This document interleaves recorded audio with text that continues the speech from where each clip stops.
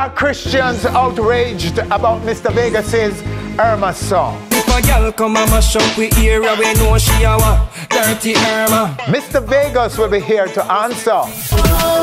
Dancehall, dancehall. A panel discusses reggae versus dancehall on the global stage. You're inconceivable.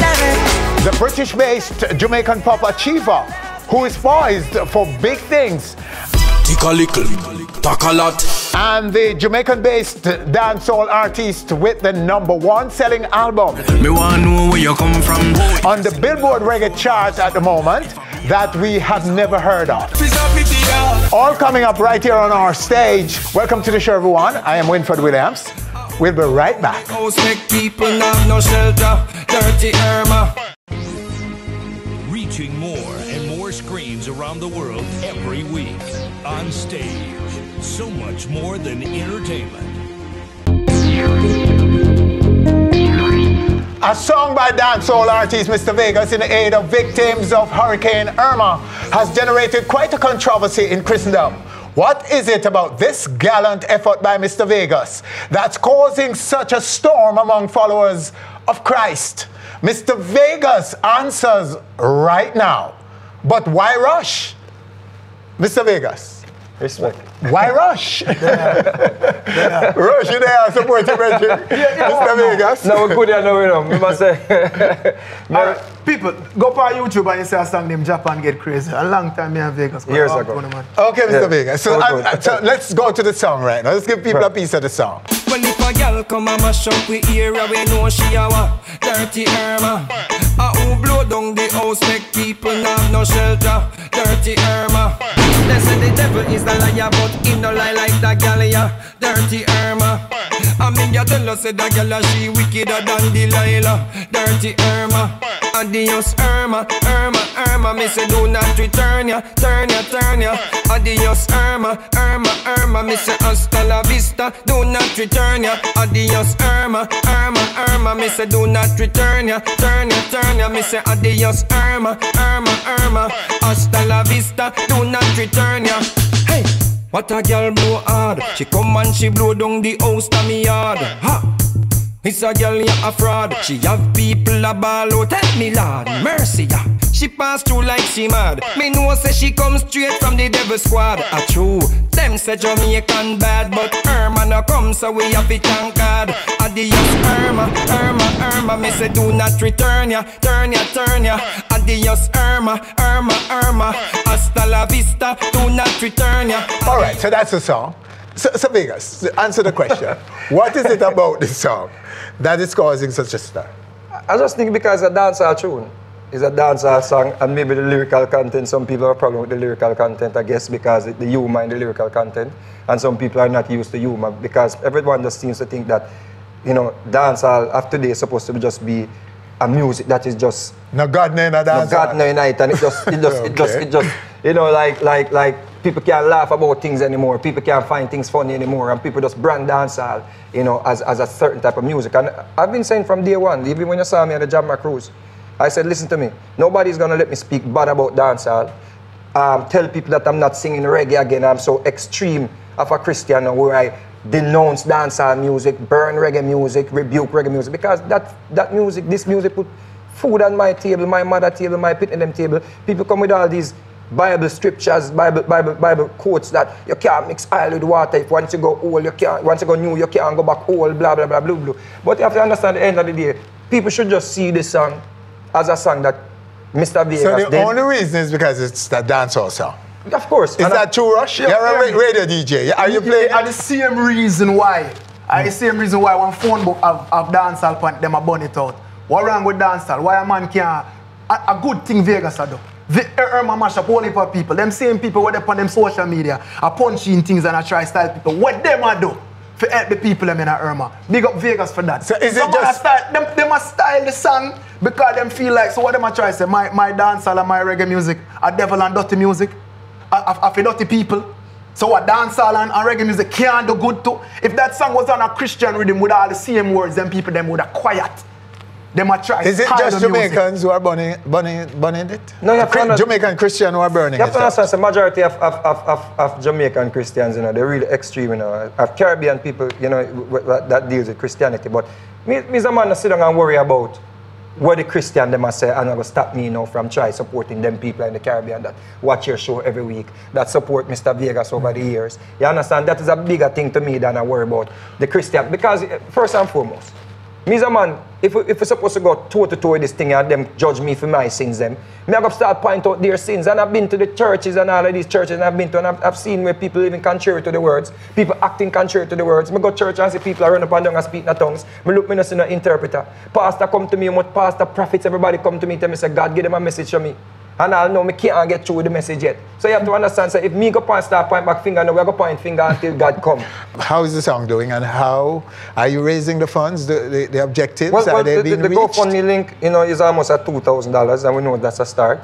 And it's growing, you know, and since I did the world video, you know, counteracting, you know, whatever the Christian people saying and stuff like that. I see more people getting, because people see it now as, come on people, I don't understand why I'm not go after this so song the or whatever. GoFundMe, everything is happening for the good, brother. Money is coming in. Money is coming in for How the do they go about making contribution? Go Mr. Vegas music, Mr. Vegas music on Facebook, and you will see the link. Or you can just basically, you don't even have to come to my organization.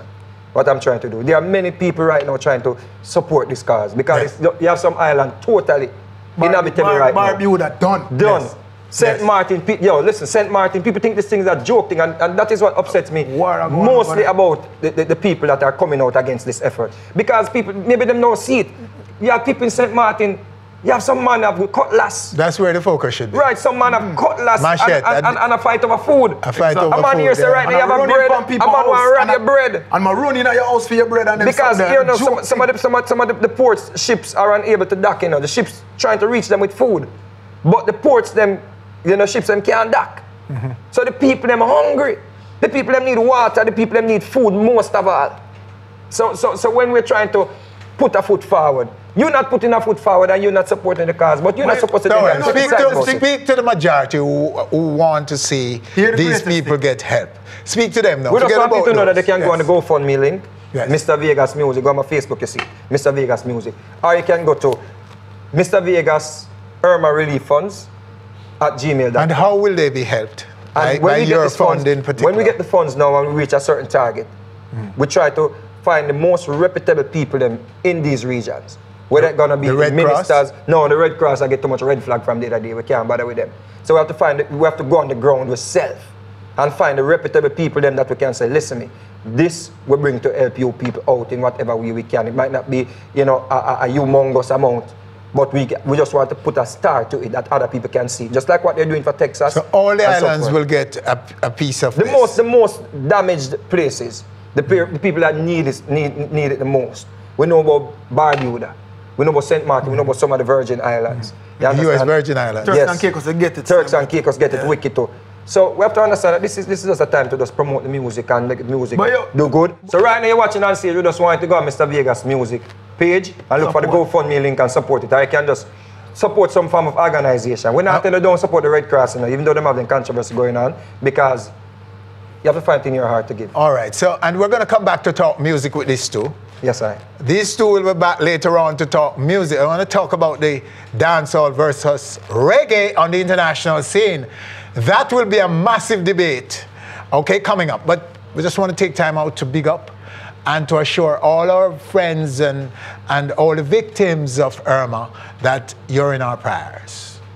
We're hearing you and we care. Right here on stage and in Jamaica. Stay with us when we come back. The British-based Jamaican Pop achiever who is poised for big things, and the Jamaican-based dancehall artist with the #1 selling album on Billboard Reggae chart at the moment that we have never heard of. Coming up right here on stage. Reaching more and more screens around the world every week. On stage. So much more than entertainment. Meet Jamaican-born, UK-based recording artist Krishane, who some are describing as a major talent that is about to break real big. So far, Krishane has toured with pop star Ariana Grande, co-written for Tempa, featuring Wizkid, and collaborated with the likes of Patoranking and dancehall king Beenie Man. And now looks to solidify his Jamaican roots right now, right here on our stage. Hey, Mr. Winford. How are you? Welcome. I'm good. I'm good to be here. Thanks for having me. Good to have you. Okay, so what's your mission in Jamaica? Exactly. Explain your mission here now. Mission in Jamaica? Well, is it work or your home or what? Well, it's part work, and I'm here on holiday, just taking a bit of break. But you know, wherever the music is, I'm there. So home is the UK, not Jamaica. Well, where do you call home? Living-wise, I mean, Jamaica will always be home. You know, but I reside in the UK as now. As of now? Yeah. How old were you when you left Jamaica? I left Jamaica when I was 17. 17? 18. Did you leave here an artist, a musician at all? Well, I mean, not a full-out, proper professional musician, but I mean, graduated from high school and just went straight out because I was in the choir. So, I mean, doing music all my life, but professionally, I started doing it in 2014. Okay, so we're in Manchester, Jamaica, Cristiano, Manchester, Jamaica. Yes. We need to say that because there's Manchester in the UK. So that's where you were born and raised, and you were part of the choir. Yes, Knox College choir, big up on yourself. Christian kid growing up, I suspect. Yes. I mean, I wasn't fully fledged baptized, but in a Christian home, I lived a certain way. So, so when you reach the UK, you break out, so to speak. Break out. What break away from your Christian values and principles. No, I still have my Christian values and principles, but I mean, if it means break out as in changing morals, no. If it's like getting cheeky now and then, depending creatively on that stance, well, yeah, you know, as an artist. So how do you describe your music? What's your music? Yes, so my music would be best described as colorful, and it has my Jamaican roots and infused with the crossover appeal. It's always been like, for me, from a young age, being very experimental, and with that, it's like, once I started finding myself more and more as I got older, is then where I started infusing like different melodies and like beats. I listened to my influences from Garnet Silk to Michael Jackson to, I mean, Bob Marley, the Great, to Luciano, I mean, Celine Dion, Kenny Rogers. I listened to all of those different music genres, and always been driven by the color from there, the melodies and all of that. So I'd infuse those and just start in habit, like mental habit, start coming up with my own ways of just singing and stuff. So it started from a very young age with the whole singing approach and stuff. So it's that that eclectic mix of genres that you've consumed and liked and loved and so on, that you're expressing in your own music. And then brought out this new approach to music. It's something that's very soulful at the same time, colorful and very adaptive, I would like to say. Does that distinguish you from the rest? I can confidently say yes. It does? It does, because there's only one Krishane, and only me, and whatever. Because the thing is, it's like, I know how the music scene is nowadays, and for me, being different was always an important thing for me. Being unique and stuff, growing up, like the mentality, how I was as a person, apart from the artist, it's always been a thing where I like being different. I like being unique. I've always had this outlook about just trying to be different, whatsoever way. You know what I mean? And I've always grown up on the fact and learned that from the elders as well, saying being different makes you remember, you know? And for me, it's always been a thing like not trying to focus on being the next big thing, but becoming a living legend, so to speak. You know what I mean? And creating anthems, not hits. Well, that is critical for a recording artist, because you know, nobody in the consumers of music, fans of music don't want to have the same. Yeah, exactly. They want newness and freshness all the time. Exactly. Just stick a pin right there and give them a piece of your music right now. All right, let's go. Inconsiderate about my love and it's deliberate. What you're doing to my aching heart can be known. Yeah, he knows I'm shocked by you.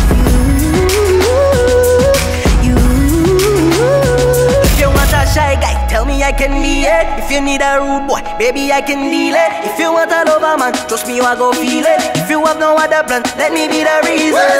You left about a week ago. You told me that you're going down to Chicago. Inconsiderate, girl, me wanna let you know. Yeah, I'm gone, I'm done, I'm gone. You're inconsiderate. Krishane working out with Patoranking, the African and Jamaican linking up in the UK, right? Yes. Recorded in the UK? Yes. Well, it was recorded in Trondheim, in Norway, actually. In Norway? That's where the recording was done. Yeah, so and the video, what was the video? The video was where shot, was the video shot? In Ghana. In Ghana? Yes. Okay, so we're actually looking at Ghana in there. Yeah, basically Ghana. Ah. It was a 2-day video shoot. I mean, it was one of the best experiences of my life. Like the culture there and stuff. A lot of people was like watching the video and say, hold on, there's some parts in Jamaica or somewhere? But I was like, well, no, it's actually Ghana. I was just wondering myself too. Yeah. So there's a lot of, it seems, Africans and Jamaicans linking up in the UK. Yes, yes. And doing music, because the Afrobeat is big stuff in the UK in the now. UK, yeah, because it's mainly it's really dominating, dominating the UK scene at the moment, and it's looking on to going over into the States heavily. It's starting bleeding over there a lot.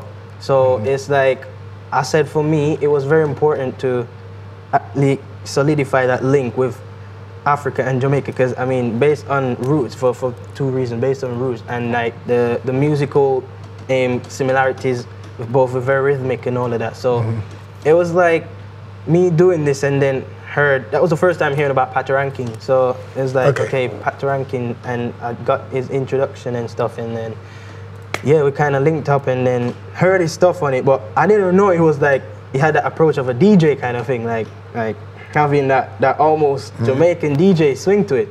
And it was almost as if I thought it was a dancehall artist they put on it. I was asking for Patoranking. And they were like, no, that is him. Yeah. I was like, okay, all right. So I was very impressed. And that opened many doors in Africa, not only like in Nigeria where he's from, but in East Africa, in Ghana.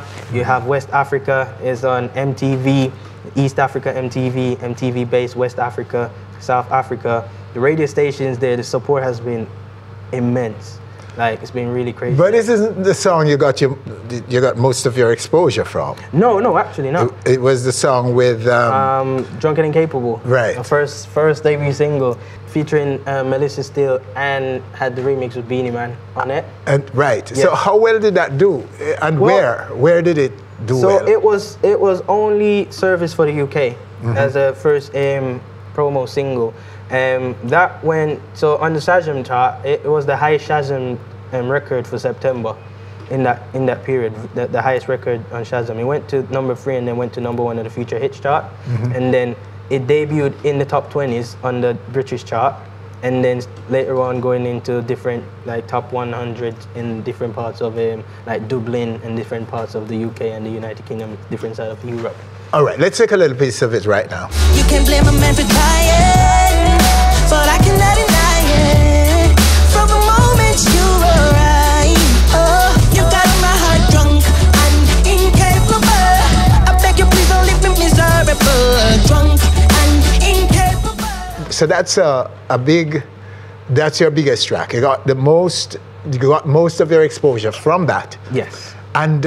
But you've also done a tour. Is it just one tour? Well, with Ariana one Grande? major tour, yeah. With Ariana one major tour. With Ariana Grande. A European tour, a UK tour, what? Just all-rounded UK tour. So it was all arenas tour, and we did arenas. Yes. So that was my first time experiencing like big, massive arenas, which for me, I thought I was gonna just flop and dodge that at the last minute. But so what was your role?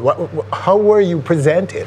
Well, mine was to open the show, open all the shows, and it was weird because during the whole time there, it's like for me, I just got exposure from my first single, and it was in the round about just getting onto that show. So in my head, I was just thinking, I tend to overthink a lot.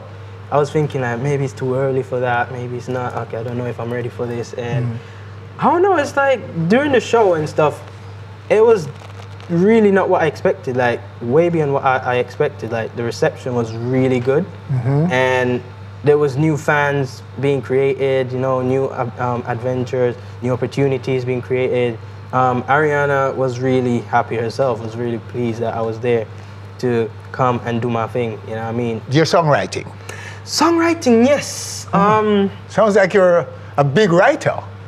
Okay, I mean, I'm developing as I grow. Yes, Wizkid. Yeah, so I'm Not Letting Go was my first co-write. It's my first major co-write. Not Letting Go for Tiny Temper featuring Jess Glynn. So that went #1 on the chart. On what chart? On the UK chart. The UK. And then started charted in different territories. I can't remember fully. It went platinum, and I think it should now double platinum around this time now. And then yeah, it went on the album and went on Jess Glynn's album. That went worldwide and went double platinum. And then I co-wrote the Mamacita track with Wizkid, featuring Wizkid on it. And that doing this thing as well, like it started accumulating stuff, views on YouTube and stuff like that, getting his credits, started opening gates in South America. So where exactly are you now? Now, would you say? Well, I'm not where I'm supposed to be. Yes. But I won't give away details. But there's like some exciting stuff I'm working on and coming out the bag. You're beaming with excitement when you think about them.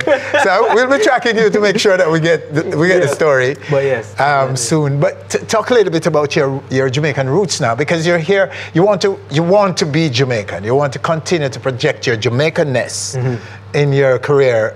I mean, with your career. All in all, wherever I go, no matter what, I'll always be Jamaican. You're Jamaican. I'm Jamaican, so it's true. It's even if I end up singing pop, I'm still Jamaican, because I always said to myself, it's like, for me, not only like, for example, you have Bob Marley, for example, has done put his contribution to the world for Jamaica. Then you have Shaggy came through and doing his contribution in his life, and then you have Sean Paul came through doing contributing to Jamaica. And now in the UK, and two main upfront Jamaicans, it's like, okay, so where Stylez is doing the dancehall thing, is representing the UK dancehall, but at the same time it's showing Jamaica in the UK dancehall scene. As for me, I'm taking it on a different route for Jamaica.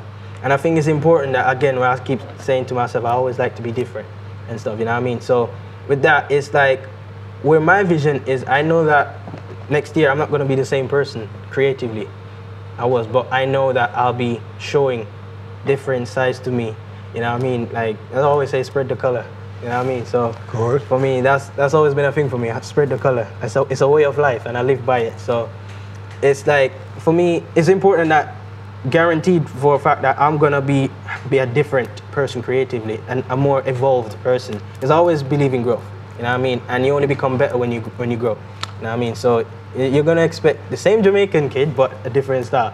Krishane. Yes. We're looking forward, sir, for when you come back as the superstar, the international superstar. You're pretty much close. You're very close. You're rolling with superstars and writing and so on for them.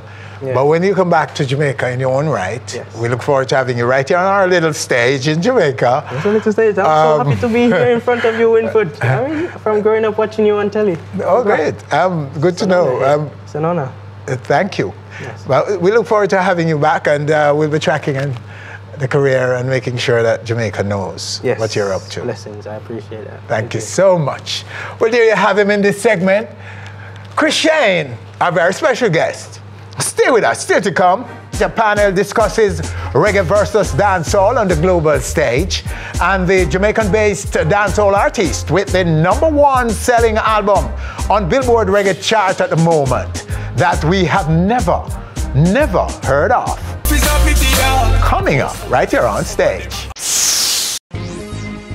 Reaching more and more screens around the world every week. On stage. So much more than entertainment. He was born, raised, and and still based in Portmore, Jamaica. Me want know where you come from. Has the #1 album for the 3rd week running on the Billboard Reggae chart. But why? Why don't we know him? Hey, Mama Africa. The name of the album is Back to My Roots, and the artist we're talking about is Stylez. That's the name he goes by. Bubble up and make the gangster get a wine. Stylez, welcome, sir.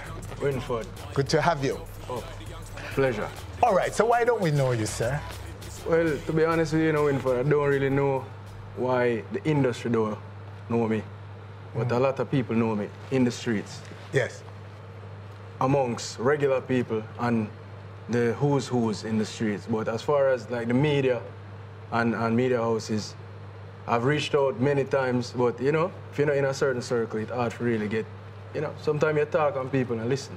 Yes. So they took a different direction, which is getting to people's heart. Yes, speak to that direction. What direction are you talking about? Well, the direction of getting the attention without going into the circle.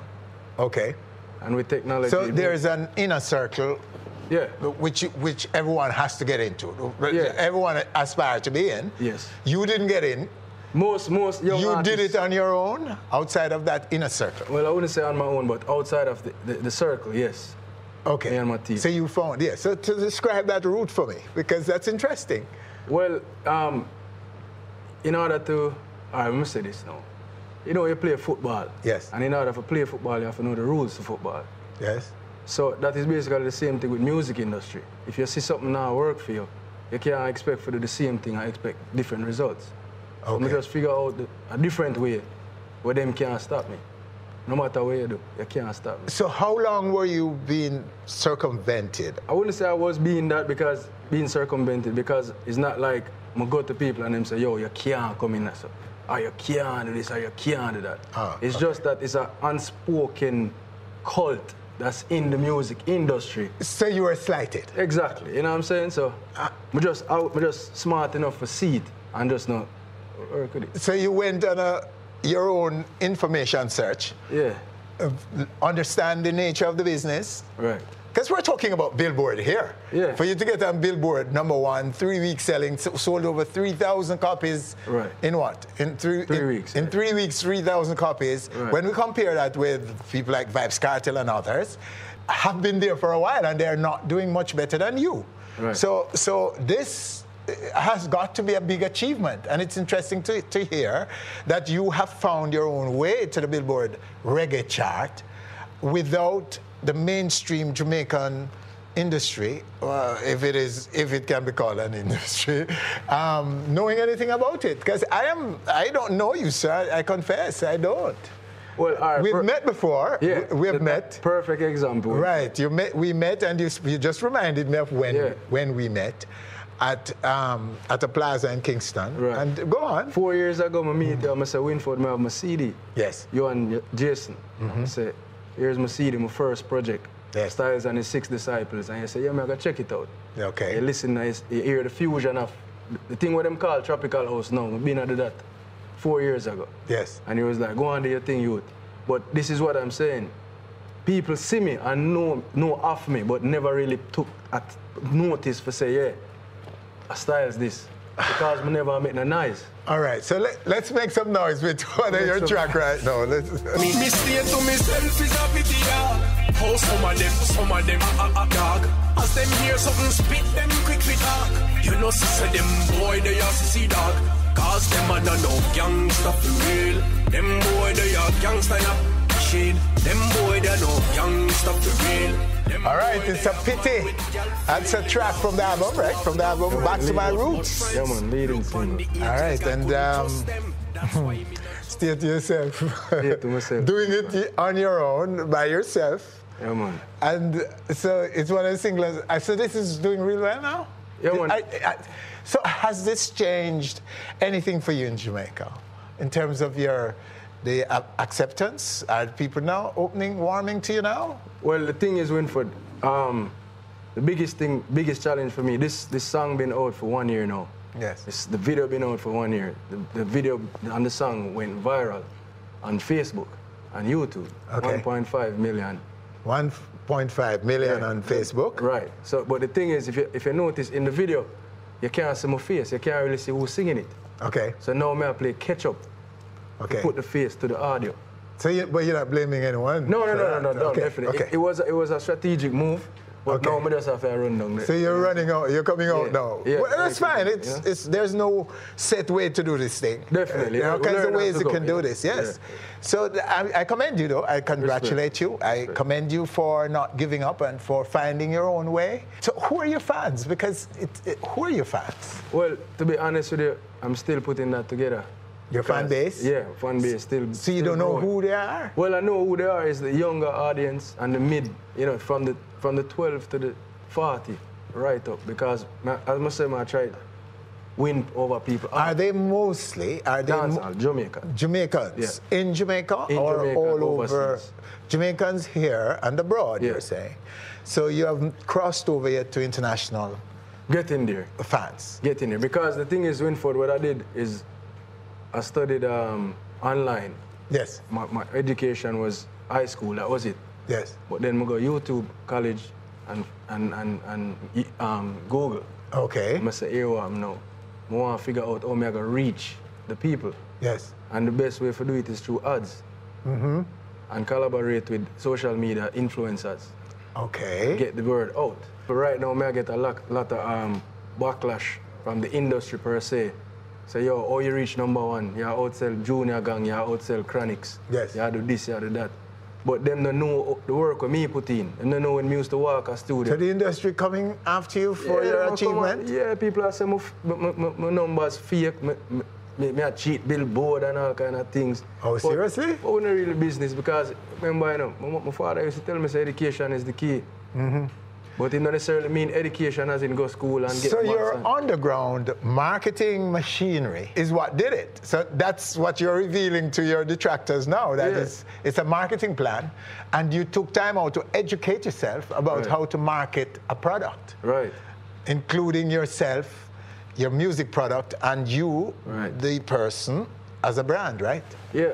Well, the thing is, Winford, is that first, before you even push out your product, you have to create a product that has substance. Yes. Without substance and quality, no matter how much people you put it in front of, it's not going to work. Mm-hmm. You put in quality and product and presentation and package it the right way and then present it to the world.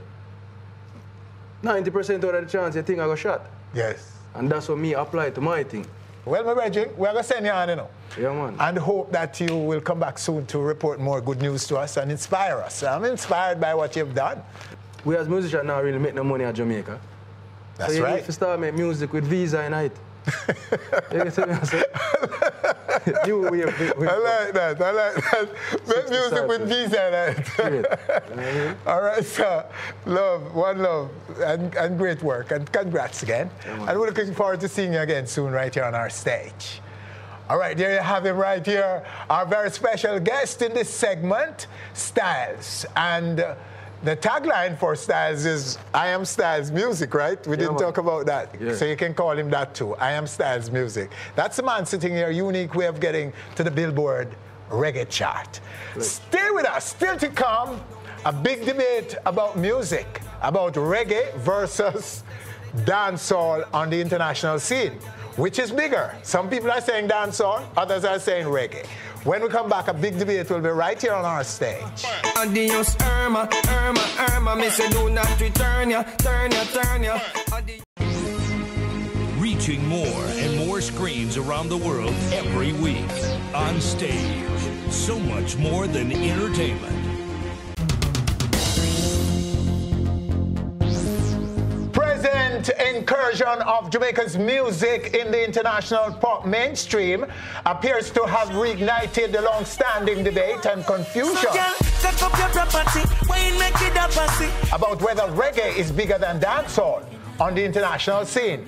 This as dancehall enjoys unprecedented presence in that space, while critically acclaimed albums by people like Queen Ifrica, Chronics, and Damian Junior Gang Marley are poised to be in contention for the Reggae Grammy of 2017. Contributing to the confusion conclusion is the fact that most of the reggae dancehall presence in the mainstream are samplings, collabs, Can't believe I or mainstream acts dropping full-blown reggae or dancehall songs. million phone light every time me go live on stage. That's the way me live. And that dancehall is an offshoot of reggae with no clear lines of demarcation between them is not helpful.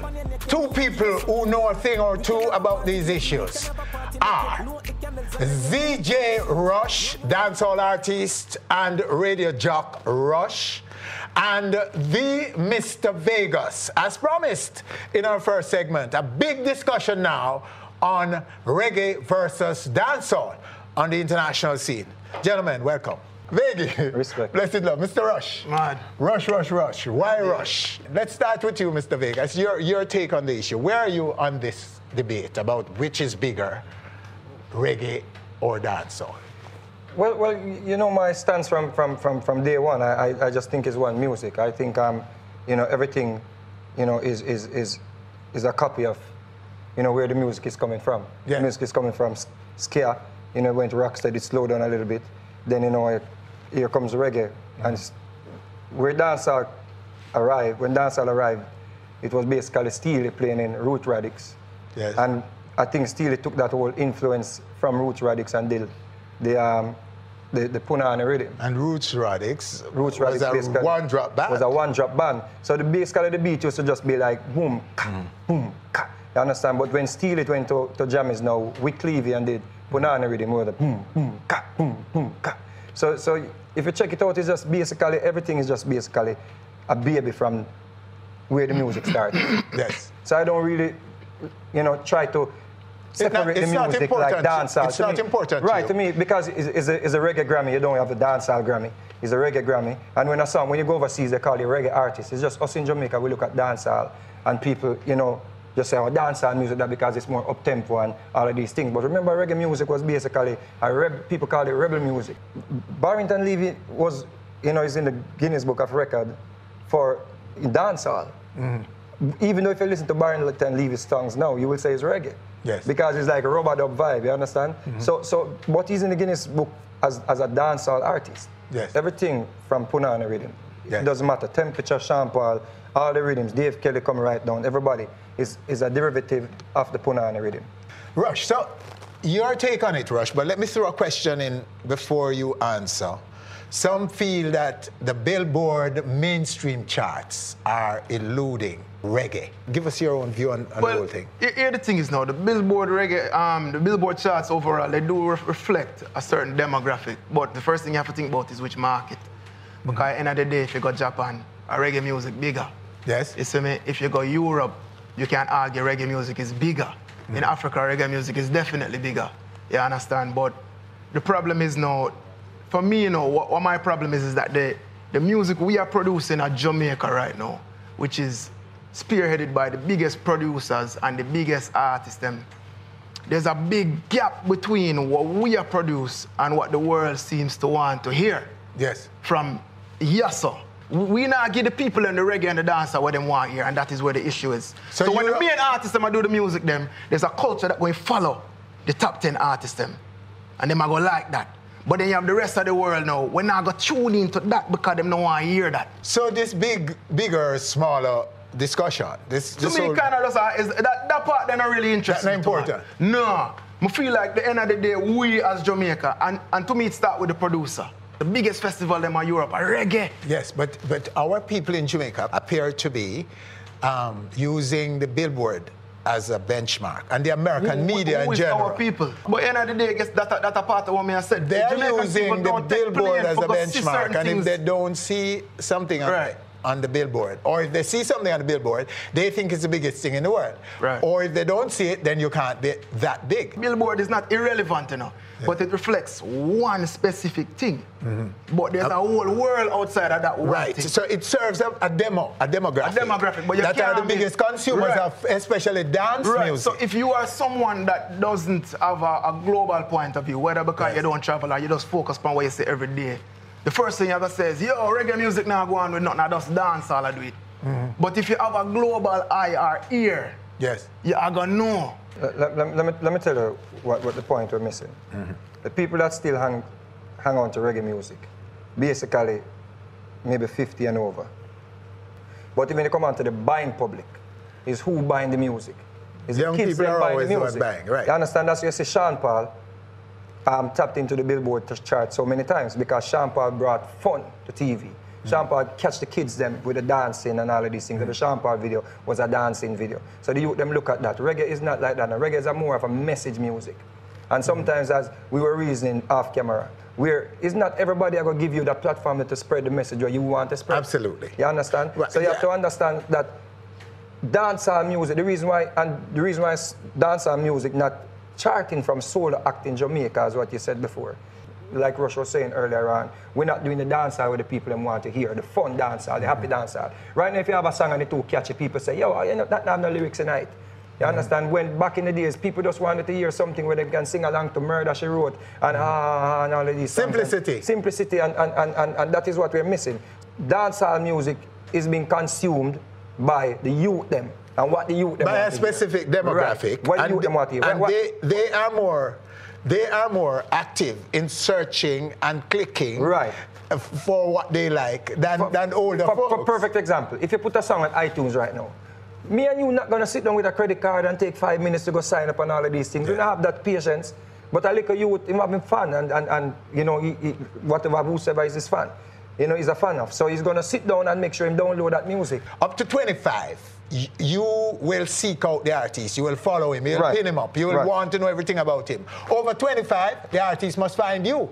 That people change. The same kids now who are running after certain artists, Alkaline and etc. and so on. Them gonna grow. They grow up after 25 now. You better bring the music to them. They don't go searching anymore. But what I wanted to explain quickly to Rush was saying reggae is bigger in Africa and those places and Japan and those places. But reggae from who? Yes. I went to Zimbabwe. And I said, yo, this is where Bob Marley did, you know, make it drop it in Zimbabwe. And I was like, I rehearsed a whole reggae set. And the people was like, yo, if you want a reggae, we bring Luciana. When we coming down here doing reggae, they don't want to hear reggae from me. The people nearly kill me down there. They say, I dance all them want to hear. Everywhere is evolving with the music. The people so there's even in Africa a clear line of demarcation about... Yes, and right now they mix the Afro music with little dancehall and thing, and that is the biggest music in Africa right now. I can't go to Africa go sing a reggae set.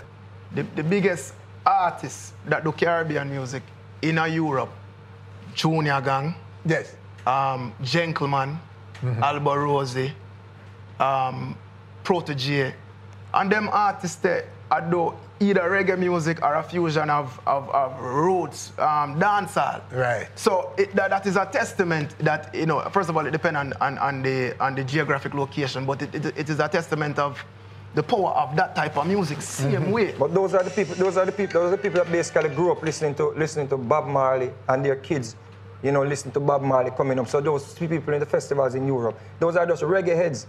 The American market, which we are most exposed to, whether we like it or not, we're consuming a lot of it. In fact, we look to them to endorse what we do. And the truth be told, they're not giving us the love that we truly deserve.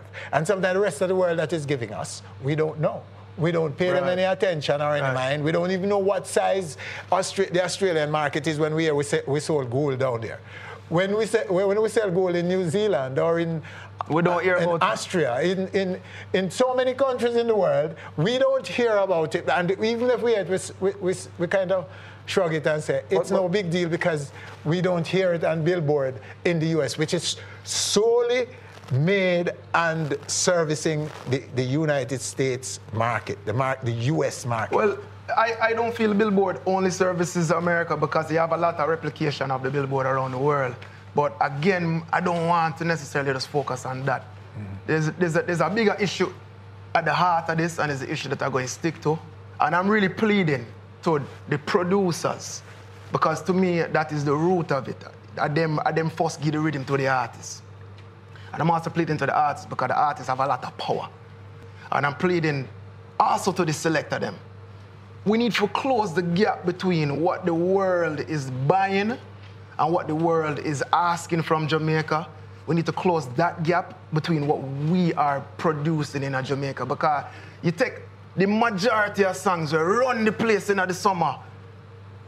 nobody outside of our little market, our little hardcore dancehall market, them don't want to buy it. You know what I mean? And me I stick to that issue there as the main issue. I want to kind of come back to the root of it. Do you see anybody out there doing that? Are there anyone? Yeah, well, I can only work off for what me. I like the Music Chronics I do. RDX have a brand new album, Level Up, which is, them have a song Shake Your Bam Bam right now, which is kind of directly in line with what them feel like as people tour the world. People want to hear and purchase, and me now to start about the Jamaican hardcore. A bridge between that and the people that used to buy music in the earth. So there are people out there who are but the problem is doing the right thing. The top 5, top 7, they not do it. And them have a whole heap of power. All right, let me ask you about some songs. Options by Pitbull and Steve Marley. You call it pop. Yeah.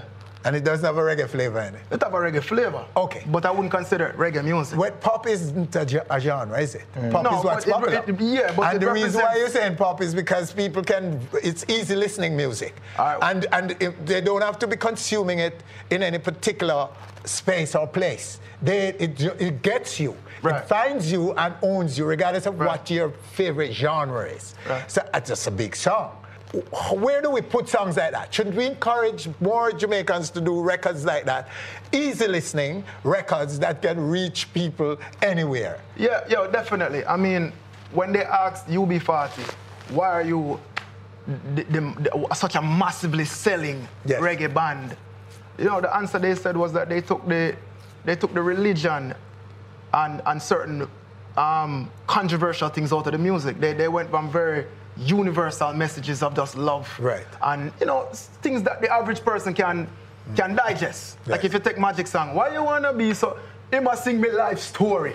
Yeah, of course. Because no girl parents never like Rush from beginning. That rude boy music. So you do songs where the average person can just digest, and you're not necessarily doing songs for the market. Then. Winford, whether we like it yes or no, we have to understand that the thing evolving. We have to understand that first and foremost.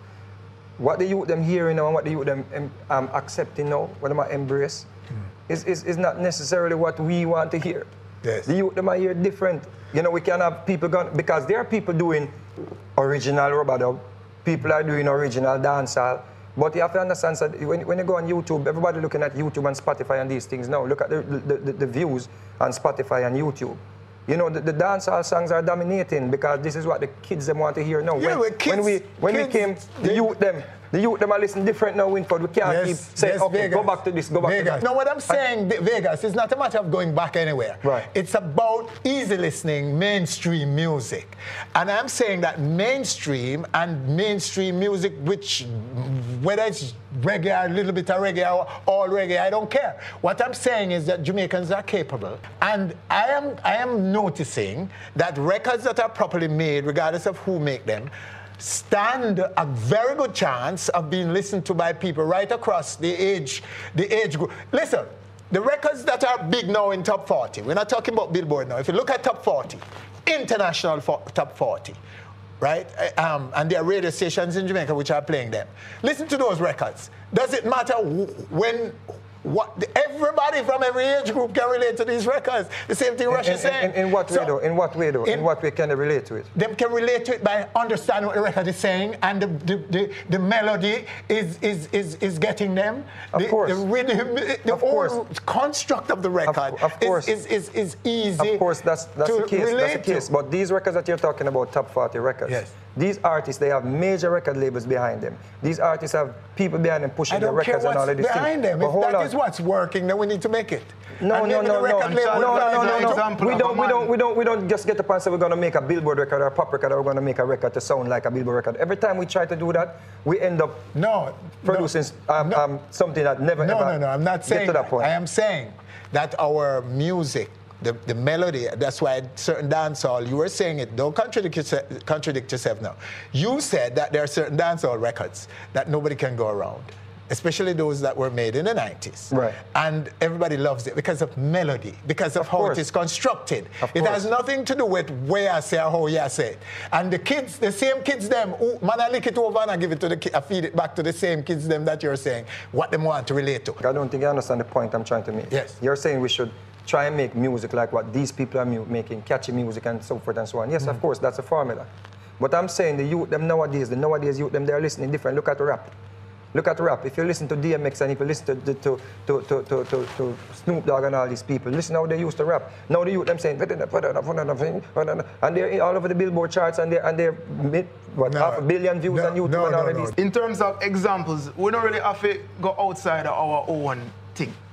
Yeah, we can look on the examples of, say for instance, as a Charlie Black.